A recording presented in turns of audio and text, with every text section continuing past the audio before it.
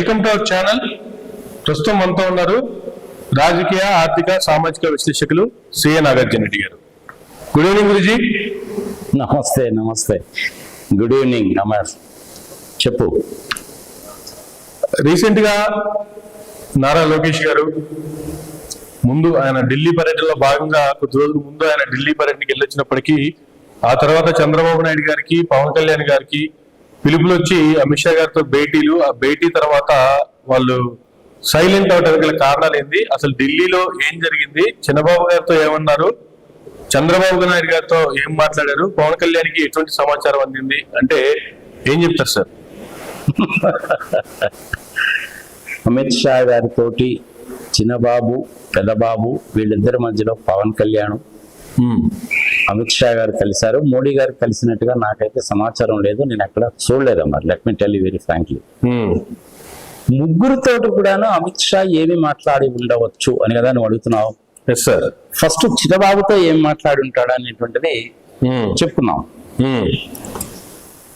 చంద్రబాబు నాయుడు గారు, పవన్ కళ్యాణ్ గారు తెలివిగా ఏం చేశారంటే, సార్ నువ్వు వెళ్ళి ఒకసారి అమిత్ షాని కలువు, ఈ లడ్డు వివాదంలో అవాక్కులు చవాకులు మనమేమో తెలుసో తెలియకో జగన్మోహన్ రెడ్డిని ఏదో చెయ్యాలి అనుకుంటే ఈ విధంగా అయింది, ప్రజల్లో తీవ్రమైన వ్యతిరేకత వచ్చింది, తీర్థ ప్రసాదాలలో ఫస్ట్ ప్రసాదంతో మొదలుపెట్టాము, ఆ తిరుపతి లడ్డు, ఆ ఏడుకొండల వాడి ప్రసాదాన్ని గురించి 18వ తారీఖు సెప్టెంబరు 2024లో ఏదో మాట్లాడేశాము, భయంకరమైన పదజాలం కూడా ఉపయోగించాము.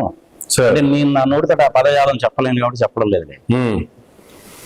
మరి ఫస్ట్ నువ్వు పోయి రాసులో అమిత్ షా గారి మూడు ఎలా ఉందో ఏంటో సంగతి సమాచారం అని చెప్పి పాపం ఈ పిల్లోడిని పంపించారు.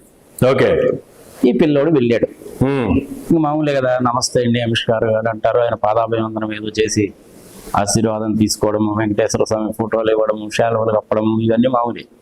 మరి వెళ్ళేటాడు తిరుపతి లడ్డు కూడా ఏమైనా తీసుకెళ్ళాడో మనకైతే తెలియదు. మరి అమిత్ షా గారు గట్టిగానే చిన్నబాబు క్లాస్ తీసుకుంటాడు. ఓకే, ఏమయ్యా స్టాన్ఫోర్డ్ యూనివర్సిటీలో చదువుకున్నాను కదా నువ్వు చెప్పావు, 110 కోట్ల మంది హిందువులు ఉన్నారు కదా భారతదేశంలో, నువ్వు కూడా హిందువే కదా, నువ్వు మరి గుడికి వెళ్తావా లేదా నాకైతే తెలియదు, బడికైతే వెళ్ళుంటావు. ఈ తిరుపతి లడ్డూకు సంబంధించిన విషయంలో సార్ ఏందయ్యా నువ్వు మాట్లాడిన మాటలేంటి, పంది కొవ్వేంటి, ఫిష్ ఆయిల్ ఏంటి, లార్డ్ ఏంటి, రసాయనాలేంటి, ఏం మాట్లాడావు నువ్వు? స్టాన్ఫోర్డ్ యూనివర్సిటీలో నీకు నేర్పించింది ఇదేనా? నువ్వు చేసినటువంటి దిక్కుమాలిన పనికి, నువ్వు మీ నాన్నగారు పవన్ కళ్యాణ్ ముగ్గురు కలిసి చేసినటువంటి దిక్కుమాలిన పనికి మేము దేశ ప్రజలకు సమాధానం చెప్పుకోలేక సస్తున్నాము. మేము 110 కోట్ల మంది ప్రజలకు సమాధానం చెప్పుకోలేక సస్తున్నాము. పీఠాధిపతులు కానీ, నేను కానీ, మోడీ గారు కానీ ఎవరో కూడాను ఎందుకు మాట్లాడలేదో నీకు తెలుసా? కొంచెం కామన్ సెన్స్ ఉందా నీకు? మేము ఎందుకు మాట్లాడలేదో తెలుసా నీకు? మేము కూడాను ఇప్పుడు నిన్ను వ్యతిరేకించి కనుక మాట్లాడినట్టయితే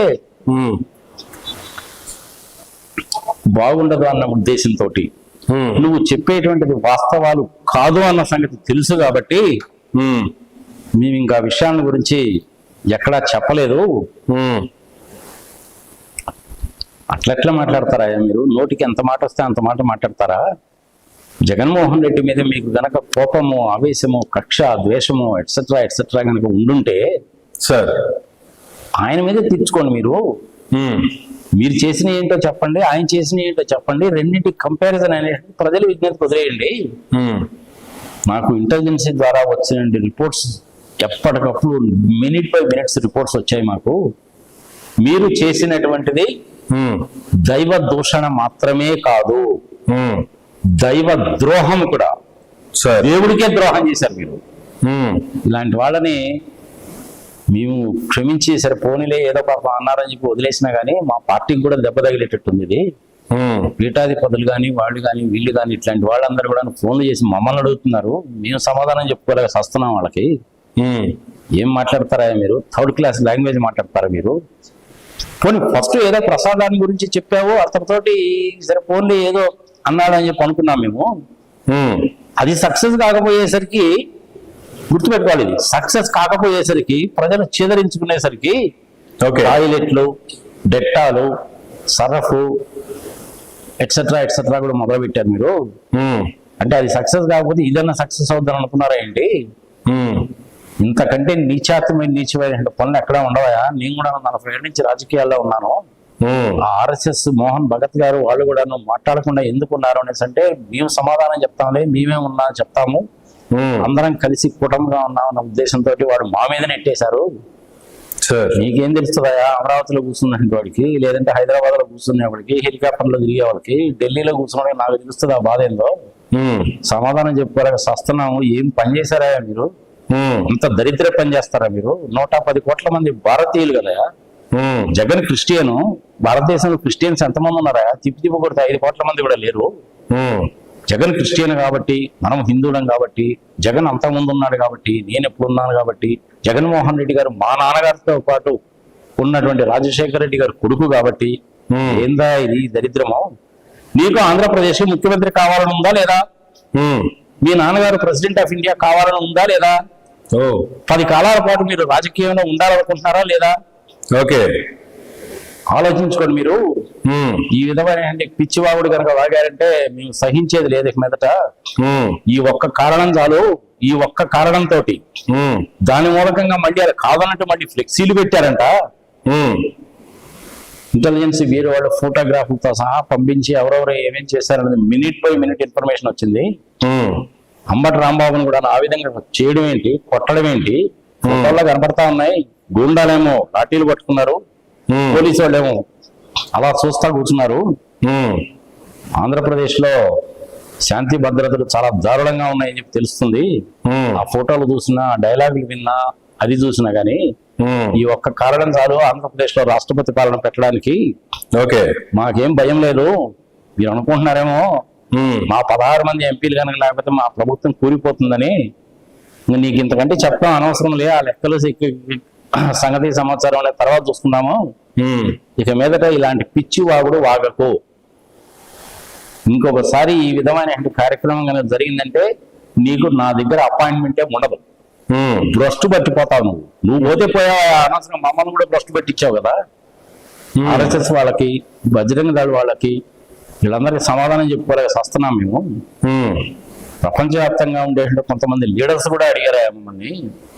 ఈ హిందూ మతం అనేటువంటిది సౌత్ ఈస్ట్ ఏషియాలో చాలా ప్రదేశాల్లో ఉంది కదా. సింగపూర్ లో ఉంది, శ్రీలంకలో ఉంది, ఫిలిప్పీన్స్ లో ఉంది, మలేషియాలో ఉంది, బ్రిటన్ లో కూడా మన ఇండియన్స్ చాలా మంది ఉన్నారు. ప్రపంచంలో ఎక్కడ లేరా మన ఇండియన్స్ చెప్పు? 35 లక్షల మంది దాకా అమెరికాలోనే ఉన్నారు కదా. కెనడాలో కూడా ఇంచుమించుగా 4.5 లక్షల మంది ఉన్నారు కదా. ఇదంతా ప్రపంచం అంతా పోలేదా ఇది? ఏం మాట్లాడతారా మీరు? అంటే మన తెలుగు భాషలోగానే చెప్పాలంటే, ఏ కడుపుకు అన్నం తింటున్నారా, గడ్డి తింటున్నావా నువ్వు? ఆ మాత్రం తెలీదా? 75 ఏళ్ల ముసలాయన, ఆయన ఏదో బుర్ర తక్కువ ఈ సంవత్సరం మాట్లాడాడు. స్టాన్ఫోర్డ్ యూనివర్సిటీలో చదువుకున్నాడు. నువ్వు కూడా ఆ విధంగా మాట్లాడుకుందాయా? మీ నాన్నగారు మాట్లాడితే డాడీ డాడీ అని చెప్పి అనాల్సిన వాడికి పోయి నువ్వు కూడా అదే రకంగా మాట్లాడుకుంది. ఆయన 2 మాటలు అంటే నువ్వు 4 మాటలు అన్నావు. ఓకే, ఇట్లాంటి పిచ్చి పిచ్చి వేషాలు వేయకండి. మీరు ప్రభుత్వంలో నుంచి వైదొలిగినా సరే, మీకున్న 16 మంది ఎంపీలు సపోర్ట్ విత్డ్రా చేసినా సరే మా ప్రభుత్వం నిలబడుతుంది. ఇంకెంతకంటే నీకు చెప్పడం అనవసరం లేకపోయిరా. ఓకే, ఇంకెప్పుడు కూడా నా దగ్గరికి రావాక అని గట్టిగానే క్లాసు పీకుంటాడు బాబుకి. అందుకనే తర్వాత బయటకు వచ్చిన తర్వాత ఎక్కడ ప్రెస్ మీట్లు కానీ ఇంకోటి కానీ ఏది లేదు. చూసేవా నువ్వు? Sir, Google Google Google Google అని చెప్పి అంత చెడు చెప్పారు కదా. అవును, మరి ఇప్పుడు అమిత్ షాని కలిసి కూడా చెప్పాలిగా. మరి చెప్పలేదు కదా. అంతే కదా. కారణం ఏందిరా బాబు అంటే గట్టిగానే క్లాసు పీకుంటాడు. Okay, I don't think so. ఇక అమిత్ షా గారు కానీ, మోడీ గారు కానీ ఈ చిన్నబాబుకి అపాయింట్మెంట్ కూడా ఇస్తారనుకో నేను అనుకోను. చిన్నబాబుని గురించి ఎంతకంటే ఏం చెప్తాం.